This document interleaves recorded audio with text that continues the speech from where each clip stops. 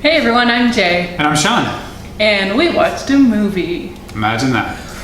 I know, it's a coincidence, I guess, that's what we did today. Yeah. So we watched Straight Up, a new one just dropped on Netflix. Written by, directed by, and starring James Sweeney, who just 5 years ago was Duke Johnson's assistant. Duke Johnson being the co-director on Anomalisa. So in just 5 years, this young guy has written a script and taken it all the way to completion, from assistant to the director, the big boss on a movie set. Good for him. Pretty impressive. Even more impressive, this is actually a good movie. It is. And the writing, I think, really shines. Yes. Well, I thought it was really funny because very near the beginning, he meets a young lady named Rory. And he's like Rory Gilmore. And they bond over that. And I think it's funny because at the time, Gilmore Girls was known to be a pretty hyper-verbal TV show. And their scripts were 50% longer than any other scripts in TV, at least if you don't count Aaron Sorkin. So I would be willing to bet that this script outweighs any Gilmore Girls script. Yeah. So James Sweeney is playing a young guy who... How can we describe Todd? He is neurotic. Chronically uses therapists to just get him through his life. He's afraid of everything. He is. He's got OCD. He's got phobias of his phobias. Yeah. And he very much lives inside his head, where he's constantly thinking everything. And then when he finally meets this woman, Rory, who is a lot like him, and so, you know, it's two incredibly verbal people just letting every thought be said and expressed, and, you know, going back and forth with it. So there's a lot to parse. There's an awful lot of dialogue to get through. And yet I think both he and Katie Finley, who plays Rory, I think it can be very difficult, obviously, for any actor, no matter how good you are, to wade through that much dialogue and still be acting in the moment, but not seem like you're acting. And yet they both felt like they obviously had great chemistry. That was very good casting. Yeah, that's what makes this movie work. Mm-hmm. So you believe it, you get lost in it. You know, it makes you think of conversations you've had with your own best friend. And it's kind of fun that way. So they're just both young people. Todd has been an openly gay man for some time, although he's not really had any boyfriends or even any sex. He just has been labeled gay, I guess, by bullies in school, and he just has rolled with it and not really questioned it. And, you know, at a random session with his therapist, suddenly he wonders, has he actually been straight this whole time? When he asks his friends, what do they say? No. They're pretty sure he's gay. And one of his friends is also a gay man.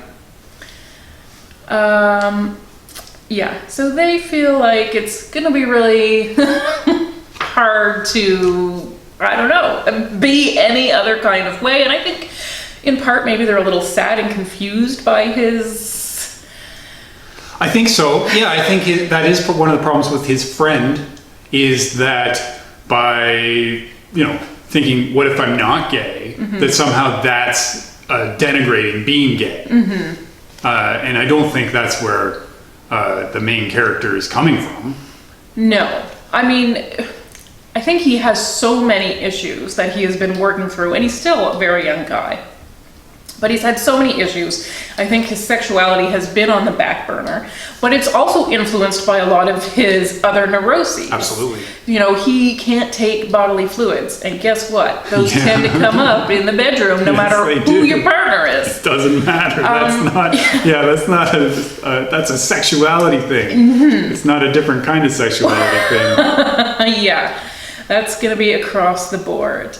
And so he's trying out being maybe straight, maybe bisexual. He doesn't know, but he is willing to try whatever. Are women willing to try with him? Well, like we said, he meets this young woman and they just hit it off instantly. Yes. And I don't know if you know, maybe if you're best friends since you were 4, then you may not remember this, but with some people in our life, they're just instantly easy to talk to, and you can suddenly say all of the things that normally you swallow and you worry about saying out loud. What now? Like you. What? Like you're easy to talk to. Yeah. Yeah. Well, yes. Just saying. Yeah. Great. So I think, I just loved the sparks, and I don't mean like passion sparks, but intellectual, and that's so fun to be on the same page as somebody when you have for your whole life thought your page was just the weirdest page of the book that nobody would ever turn to willingly, and yet here's this person who is meeting you there. And that's exciting. Yes, that's an exciting thing for all of us, right? Whether it's a platonic friend or a new partner. Wow, when you're having those first moments of real connection, that's really exciting. It's a big deal. And so, of course, they're both excited by it. And it's a little addicting because, we got these chemicals going off in our brain. But they never quite get over the sex hump. So they're sort of in a relationship they describe as romantic. Yep. But unsexual. Yeah. Asexual. Yeah. So now he's thinking is he romantically attracted to women but sexually attracted to no one? And I think a lot of this movie is really interesting because it is a discovery process of identity, of sexuality, of all of these things that are somewhat interconnected. But, these young people are growing up in a generation where they have options. But, I think for him, this path of self-discovery is a little scarier. Well, especially with all his neuroses, mm-hmm. I think it would have been easier in a way for him to have been closeted or repressed, mm-hmm. because having so many possibilities is driving him crazy. Yes, but I think, worst option for him, he thinks, is loneliness. That's true. So he is sort of willing to make this strange relationship work.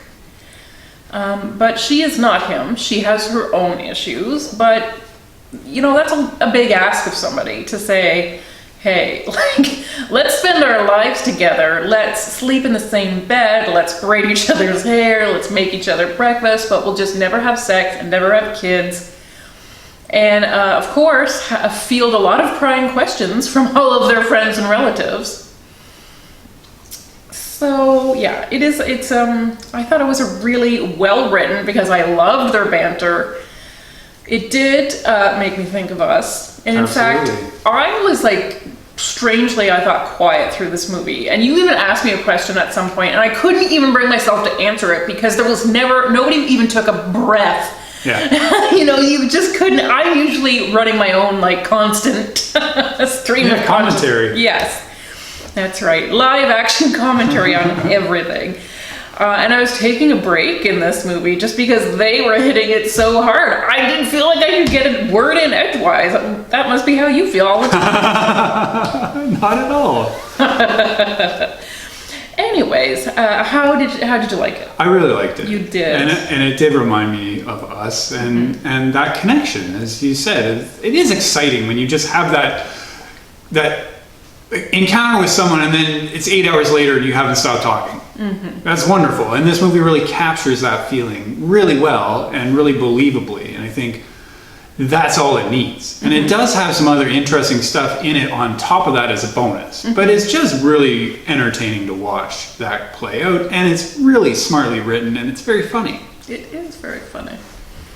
So it's got some smaller roles with more familiar faces. Randall Park. He's awesome. Plays his dad.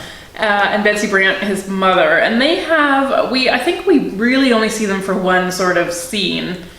But they're great. It's a great part. Said at that dinner table, yeah. And of course, his therapist is played by Tracy Thoms, who's wonderful. Yeah. So I just thought, even these minor characters really prop them up in some places and really make for, in some ways they're standing in for, an older generation who doesn't understand what this is, or that you can even contemplate the fluidity, right? I think it's hard for a lot of people to get on board with that. And yet here we see it. Clearly it is a thing. And some people, like, one of the Qs in LGBTQ is questioning. Because it is a question, and it's okay to not know the answer, and it's okay to have a lot of answers. I think, I still find it weird that people need to attach labels to things. And I think, we have all these words now, but I think we're naming things, but we're also moving away from them, because what is the point? Like, let's all just, I have always felt like I was pansexual before I even knew what that word meant.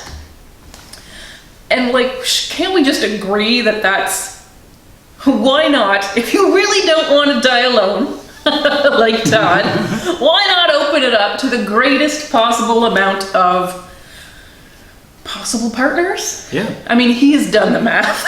He has very thoroughly, yes. I thought that was so cute. Yeah. But he has done the math, and the odds aren't great. They're not that great. Even I think they're in LA. They're in LA, so it's a big city. It's a big huge city. Mm-hmm. But yes, you break it down, and there's very low chances of meeting your soulmate. Mm-hmm. One of them, anyways. Right. So yes, I think it'll make you grateful if you did get to partner up with your best friend. And I think it's an interesting way for us to eavesdrop a little bit on this generation that has infinite possibilities and are more willing to embrace them. Well said. Which is a cool thing. Yes, it is. It is. So I really loved that one. It is brand new on Netflix. It's called Straight Up. And I think you should watch it. Definitely. Definitely watch it. Oh my gosh. Yep. We both agree. We agree. Okay. Well, what else do you need? Yeah. On to the next one. Okay. Thanks for watching, guys. Bye. Bye.